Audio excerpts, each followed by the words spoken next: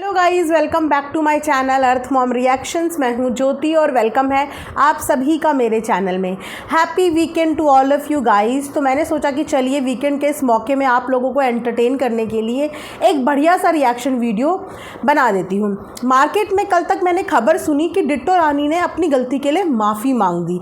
जब जाके मैंने वो वीडियो देखा तो मुझे लगा कि चलो कहीं कभी किसी जगह तो डिट्टो रानी को ये एहसास हुआ और डिट्टो रानी ने अपने भूमित भैया को, मतलब हमारे भूमित भैया को, आगे नहीं किया कि जाओ और मेरे लिए लड़के आओ, आखिर मैं तुम्हारी डिट्टो रानी जो हूँ। इस बार डिट्टो रानी ने खुद अपनी गलती के लिए क्षमा याचना करी, जो देख के सच बताऊँ तो मुझे सही लगा कि चलो इस बार उन्होंने सफाईनामा प्रस्तुत नहीं किया।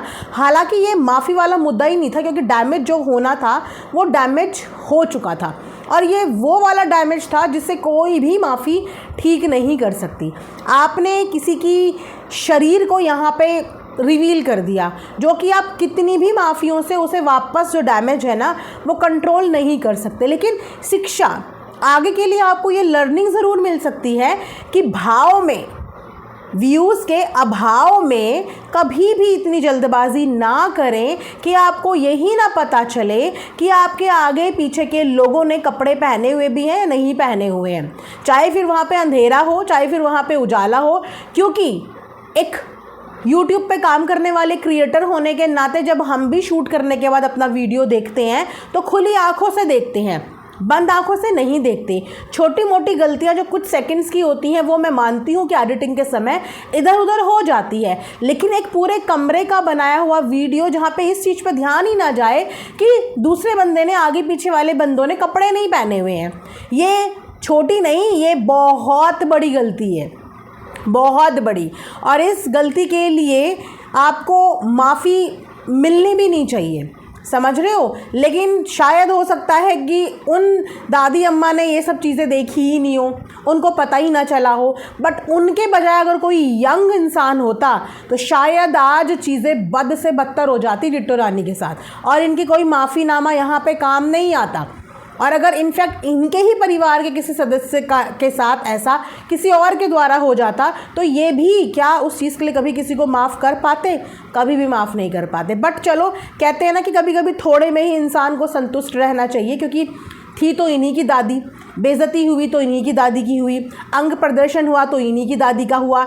यही बोला जाएगा ना कि डिट्टो रानी की दादी और करा पोती ने, यही बोला जाएगा ना। तो भाई ठीक है, अगर घर वालों को इस चीज़ के बारे में कोई ऑब्जेक्शन नहीं है तो वो इन्हें माफ़ करें, चाहे इन्हें सज़ा दें, ये जाने, इनका काम जाने। लेकिन हाँ, आगे के लिए अगर ये गलती वापस से रिपीट होती है तो ये साफ साफ पता चल जाएगा कि इनको ये सब चीज़ें करने की आदत बन चुकी है और उसके बाद माफ़ी मांगने की भी आदत बन चुकी है और इनके लिए सामने वाले की इज्जत बेइज्जती से कोई लेना देना नहीं है। ठीक है, चलो ये तो रहा इनकी माफ़ीनामा वाला वीडियो, जिसे देख के मुझे ऐसा लगा कि अंतरात्मा थोड़ी जाग रही है डिट्टो रानी की। पर ये क्या, 2 दिन पहले जिस डिट्टो रानी ने इतने सहमे अंदाज में अपनी गलती के लिए माफ़ी मांगी, आज की वीडियो में वही डिट्टो रानी वापस से ऑडियंस पे हावी होती हुई नजर आई और बार बार भूमित भैया को खींच रही थी, आप कुछ बोलना चाहेंगे, आप कुछ बोलना चाहेंगे। मतलब क्या बुलवाना चाह रहे हो भूमित भैया से?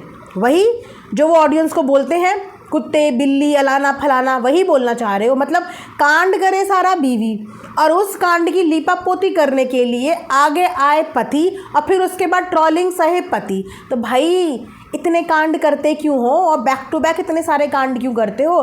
तो आज हमारी डिट्टो रानी का बोलना ये है कि आप लोग कौन होते हो मुझे समझाने वाले कि मुझे क्या करना चाहिए, मुझे क्या नहीं करना चाहिए। मेरे पति हैं, वो तो हमें भी पता है कि आपके पति हैं, पर क्या आपके पति आपको समझा पाते हैं?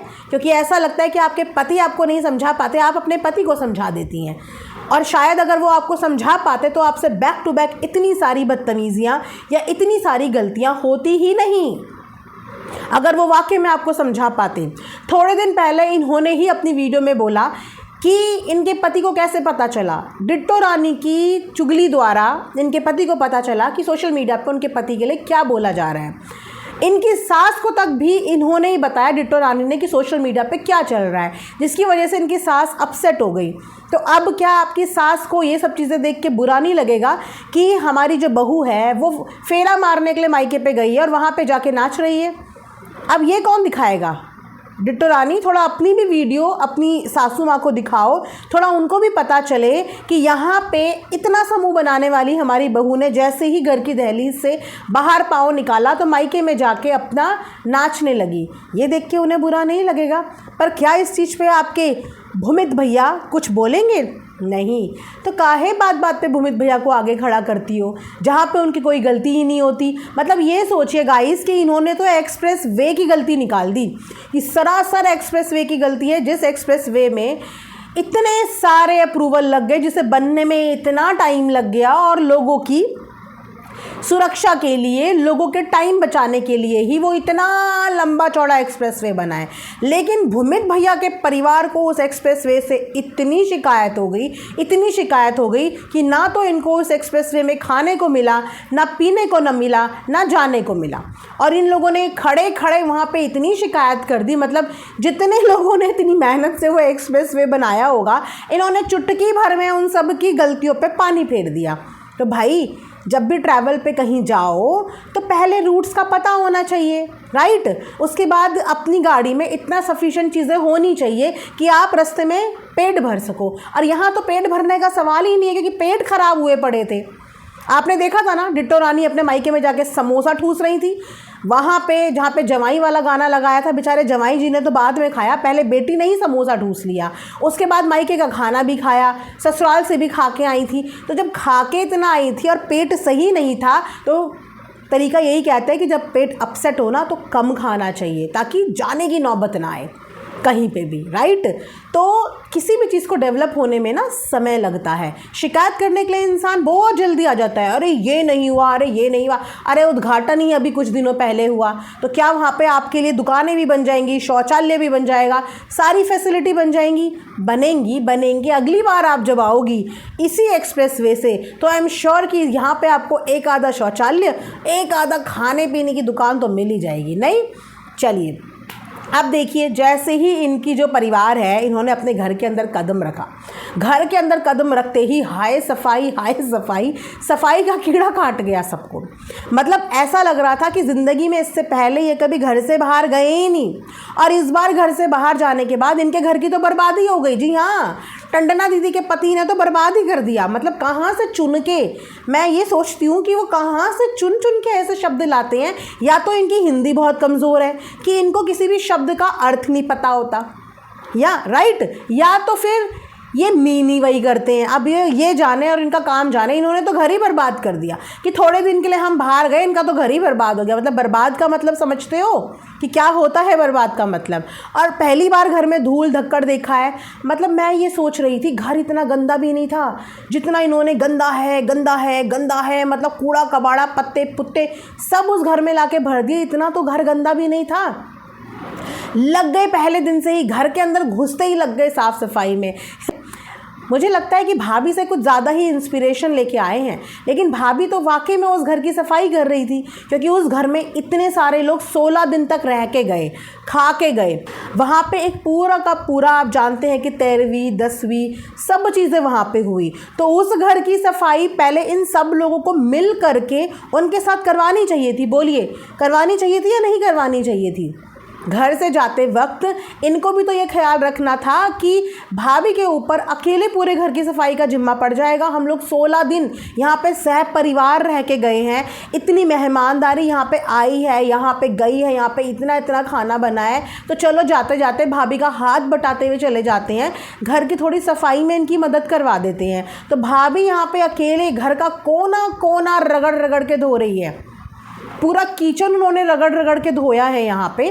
तो उसके बाद इन्होंने भी घर जाके यही ठानी कि अब हम भी घर जाके एक तरफ झाड़ू पकड़ेंगे, एक तरफ पोछा पकड़ेंगे, और हम भी अपने घर की घिस के सफाई में लग जाएंगे। मेरे माइंड में ना एक ख्याल आ रहा था, और वो ख्याल इसीलिए आ रहा था क्योंकि हमारी भूमित भैया का परिवार तो दिल्ली रहता है ना। वैसे तो गाज़ियाबाद है, लेकिन इनके लिए Ghaziabad equals to Delhi, Delhi equals to Ghaziabad. तो जितने भी मेट्रो सिटी के लोग होते हैं वो समय के ना बहुत ज़्यादा पाबंद होते हैं, क्योंकि बहुत तेज़ी से दौड़ता है वक्त वहाँ पे, राइट। और ऐसा भी नहीं है कि पैसों की कोई दिक्कत हो भाई, अपने लिए भी सैलून की सर्विस लेने के लिए ये लोग कॉल पे ऑनलाइन सब कुछ बुक कर लेते हैं, कितनी सारी चीज़ों का तो प्रमोशन भी करते हैं। तो इन्होंने अपने घर की सफाई के लिए कोई भी सर्विस क्यों नहीं ली?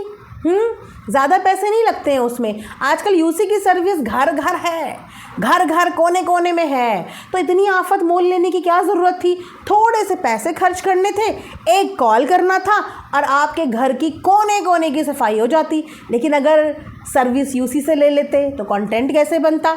फिर ये कैसे दिखाते कि अकेली भाभी वहाँ की सफाई नहीं कर रही हैं, हमारा घर भी 16 दिन से बंद था और बहुत बहुत बहुत गंदा हुआ है और हम भी इसकी रगड़ रगड़ के सफाई कर रहे हैं। मतलब एक स्मार्ट सजेशन, स्मार्टफोन यूज़ करते हैं लोग आजकल। ब्लॉगर भी हैं, इन्फ्लुएंसर भी हैं, छोटी छोटी सी चीज़ों के ये लोग रिव्यूज़ करते हैं, वीडियो बनाते हैं। तो भाई ले लेते सर्विस, थोड़ी अपनी थकान कम कर देते। वैसे भी पेट पूरे रास्ते सही नहीं था, सफाई और करी होगी, पता नहीं पेट की हालत अब इनकी क्या है क्या नहीं है। वैसे तला भुना तो ये अगले दिन से ही खाने शुरू हो गई, तो मुझे समझ में नहीं आया कि पेट भी टेम्पररी सिर्फ एक्सप्रेस हाईवे के लिए ही ख़राब हुआ था और जैसे ही वो हाईवे क्रॉस हुआ इनके पेटों की हालत ठीक हो गई कि अगले दिन से सब कुछ हज़म है, अगले दिन से सब कुछ हज़म होने लग गया इन लोगों को।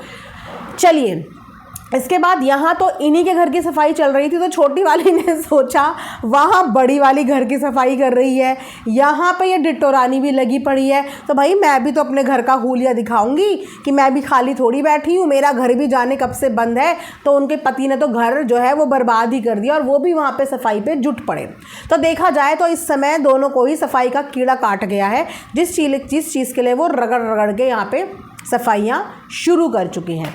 उसके अलावा अब बात करेंगे आज के अभी के लेटेस्ट व्लॉग के बारे में, जहाँ पे इनकी शिकायत हो रही है कि लोग मुझे अब सिखाएंगे, लोग मुझे अब बताएंगे कि मुझे क्या करना चाहिए, मुझे क्या नहीं करना चाहिए, मुझे कैसे करना चाहिए, मैं सही कर रही हूँ, मैं गलत कर रही हूँ। तो बिल्कुल, अगर आप लोगों के सामने तांडव करेंगी, लोगों के सामने कांड करेंगी, तो लोग आपको बोलेंगे, सिखाएंगे भी, गलत और सही सिखाएंगे भी। अब पति आपको तब तक ही सिखा सकता है जब आपकी गलती सिर्फ आपके पति को पता हो। लेकिन अगर आप पूरी गलती कंटेंट बना के यहाँ पे छापेंगी तो आपके पति चाहे बोले ना बोले, लेकिन इस पब्लिक का पूरा राइट है आपको बोलने का। जब इन लोगों का गाइस कोई गाना शूट होता है या ये लोग कोई प्रोडक्ट का प्रमोशन करते हैं या अपना कोई लुक दिखाते हैं, तो आप लोगों से क्या बोलते हैं? आप लोग ज़रूर बताना हमारा गाना आपको कैसा लगा, कमेंट सेक्शन में ज़रूर बताना, मेरा लुक आपको कैसा लगा, मेरी ड्रेस आपको कैसी लगी, बोलते हैं ना। तो उस समय पे भी क्यों पूछते हो ऑडियंस से कि कैसा लगा? उस समय पे भी क्यों राय मांगते हो ऑडियंस की? तो भाई कन्वीनियंस के हिसाब से चीज़ें नहीं चलती कि यहाँ पे मेरी रजामंदी है तो इस चीज़ पे आप मुझे राय दे सकते हो, लेकिन इस चीज़ पे खबरदार आप मुझे राय नहीं दे सकते। इस पे राय देने का हक सिर्फ मेरे पति का है। पर्सनल चीज़ों पे किसी ने किसी को राय नहीं दी थी, किसी ने पर्सनल चीज़ों पे राय नहीं दी थी, लेकिन उन चीज़ों पे ज़रूर राय दी थी जो चीज़ें आपने सोशल मीडिया पे दिखाई और जो चीज़ें ऑडियंस को अच्छी नहीं लगी, और उसमें ऑडियंस का राइट है और आप चाहकर भी ये हक नहीं छीन सकते, क्योंकि आप चाहकर भी वीडियो बनाना बंद नहीं कर सकते। और अगर वीडियो बना के कंटेंट सेल करके आप ऑडियंस से ही व्यूज़ बटोर के डॉलर कमा के उनको बेच रहे हो, तो भैया जो चीज़ ऑडियंस की हो गई उस चीज़ पर ऑडियंस क्यों नहीं बोलेगी कि भाई ये चीज़ हमें सही रिसीव नहीं हुई, ये चीज़ ख़राब है, इस चीज़ में कुछ अच्छा नहीं है। क्योंकि आप सिर्फ सर्विस दे रहे हो और ऑडियंस वो सर्विस ले रही है, अपना डेटा खर्च करके देख रही है। आप लोग डेटा प्रोवाइड नहीं करते हो ऑडियंस को, सब्सक्रिप्शन नहीं देते हो आप सबको, वो अपना पैसा खर्च करके आपकी वीडियो देखती है और उसके बाद आप उनसे कमाते भी हो, पर व्यूज़ के पैसे भी कमाते हो। तो आपकी वीडियो देखने के बाद वो क्यों नहीं इस सर्विस के लिए अच्छी है तो अच्छी बोलेंगे, बुरी है तो बुरी है, गाइड क्यों नहीं करेंगे? शुक्र मानो कि ऑडियंस गाइड करती है और उनकी गाइडेंस के हिसाब से आप लोगों को करेक्शन का मौका मिलता है। जिस दिन इस ऑडियंस ने गाइड करना बंद कर दिया, आप लोगों को बोलना या बताना या कमेंट करना बंद कर दिया, उस दिन जिस आसमान पे उड़ रहे हो उतनी तेज़ी से नीचे गिर जाओगे। तो ऑडियंस चाहे अच्छा बोले चाहे बुरा बोले, शुक्र मानो कि वो बोल रही है, और वो जब तक बोल रही है तब तक आप लोग भी बोल रहे हो। और जिस दिन ऑडियंस खामोश हो गई उस दिन आप लोग भी सोशल मीडिया पे खामोश ही हो जाओगे। तो थोड़ी सी रिस्पेक्ट करा करो। अभी ताज़ी गलती करी है, अभी भूले नहीं है सब उस गलती को। ताज़ी गलती नहीं, गलतियाँ करी है। एक तो वहाँ पे दादी को ऐसा दिखा दिया, फिर मायके में नाच के आ गई, उसके बाद इतनी जल्दी आ गई और ख़ुद इनके भाई ने, अब आप गाइस देखना, इन्होंने शिकायत करी कि लोगों को मिर्ची लग गई कि हम वहाँ से घर कैसे आ गए। ना तो लोगों को तब मिर्ची लगी थी जब आप अपने पिताजी को छोड़ के आए थे, ना ही लोगों को आज मिर्ची लगी कि आप अपनी माताजी को छोड़ के आ गई, क्योंकि ये सबको पता है कि आप लोगों ने उनको छोड़ के ही यहाँ रहना है। आप माताजी को भी कुछ समय के बाद वैसे ही भाभी के हवाले और भाभी की जिम्मेदारी पे ही वही रखने वाले हो, सबको बहुत अच्छे से पता है। लेकिन मिर्ची नहीं लगी है ऑडियंस को ऐसे बच्चे देख के गुस्सा आ रहा है। तो मिर्ची लगना और गुस्सा आना दोनों में बहुत डिफरेंस होता है। आपकी इन हरकतों पे चिढ़ रही हैं क्योंकि इन्हीं की टंडना दीदी के पति ने तो सरासर, वो कहते हैं ना कि आधे घर के विभीषण तो वही हैं। आधी चीज़ें जो ये लोग व्लॉग में दिखाते भी नहीं, जो पता चलती भी नहीं, वो उनके थंबनेल टाइटल पढ़ लो आप, आधे से ज़्यादा चीज़ें वहीं क्लियर हो जाएंगी। ये किसी को पता था कि आंटी को दोनों बेटों के जाने का बुरा लग रहा है? मैंने आप लोगों को बोला था ना कि आंटी इन लोगों के गले भी नहीं लगी, ये चिपटे अपनी माँ से, पर माँ के हाथ भी नहीं उठे। ये बहुएं पैर छूने आई पर माँ तब भी सोफे से हिली नहीं थी, वो रो रही थी। और उनके रोने का रीज़न खुद टंडना दीदी के पति के थंबनेल में देखना आप, कि माँ को ये चीज़ अच्छी नहीं लगी कि दोनों बेटे एक साथ दिल्ली चले गए, और माँ को उस वक्त भी ये चीज़ें अच्छी नहीं लगी होंगी कि पापा के टाइम भी दोनों बच्चे एक साथ दिल्ली चले गए, और इस वक्त भी दोनों बच्चे एक साथ दिल्ली चले गए। तो ऑडियंस को क्या बोल रहे हो? पहले अपने इर्द गिर्द के नाते रिश्तेदारों के टाइटल थंबनेल तो देख लो कि उनके टाइटल थंबनेल क्या बोल रहे हैं। वो यही बोल रहे हैं कि आपकी मम्मी तो इसीलिए गुस्सा हो गई, आपकी मम्मी इसीलिए रो रही थी, उनको इसीलिए बुरा लग रहा था कि आप दोनों के दोनों भाई जो हैं वो दिल्ली अकेले चले गए। अब इस पर अगर ऑडियंस बोल रही है तो जलन ऑडियंस को हो रही है, जलन ऑडियंस को हो रही है। रो आपकी मम्मी रही है, हमें किस बात की जलन, जनता को किस बात की जलन? लेकिन फिर भी जनता के अंदर इतना दिल है कि वो क्रिएटर्स के दुख में दुखी हो जाते हैं। किसी के घर से कोई जाते हैं, हाथ जोड़ के ओम शांति की कम से कम दुआ तो कर लेते हैं। आप लोग बताइए कि आप लोग कितने लोगों के लिए हाथ जोड़ के दुआ करते हो? अपने कितने सब्सक्राइबर के घर की चीज़ें आपको पता चलती हैं, और कभी कमेंट सेक्शन में पता भी चले आज तक कितने लोगों के लिए आपने दुआ करी हैं, उनके घर वालों के लिए ओम शांति बोला है। पर फिर भी जनता को आप देखिए कि आप लोगों के दुख में वो कम से कम आपके अपनों के लिए प्रेयर करती हैं, प्रार्थना करती हैं। बाकी गाइस कोई बात नहीं, बोलते हैं ना कि एक माँ की चाहे कितनी भी संतान हो, एक पिता की चाहे कितनी भी संतान हो, लेकिन सही संतान एक आधी ही निकलती है। लोग इस मोह में रहते हैं इतने बच्चे हो जाएं, इतने बेटे हो जाएं, इतने बेटे हो जाएं, पर उन सारे बेटों में बहुत किस्मत वाले होते हैं, बहुत भाग्यशाली होते हैं वो माता पिता जिनके सारे बच्चे बराबर अपने पेरेंट्स को देखते हैं। वो बहुत भाग्यशाली होते हैं, लेकिन ऐसा भाग्य बहुत कम वालों को नसीब होता है। लेकिन इतनी भीड़ में लायक बच्चा तो कोई एक ही निकलता है ज़्यादातर। तो आंटी के पास उनकी एक लायक बहू है, अंकल के पास भी उनके एक लायक बहू थी जिन्होंने आखिरी समय तक अंकल की सेवा करी, और आंटी के पास इस वक्त पे उनकी बहू है जो अभी भी उनकी सेवा कर रही है और करती आई है, और आगे भी वो उनकी सेवा ही करेगी। राधे रिएक्शन वीडियो में यहाँ पे एंड करती हूँ। आई होप कि किसी को इससे मिर्ची, जलन, खुजली ये सब चीज़ें ना लगे, और अगर ये सब चीज़ें लगे भी तो देखो मेरे पास हर चीज़ का इलाज है।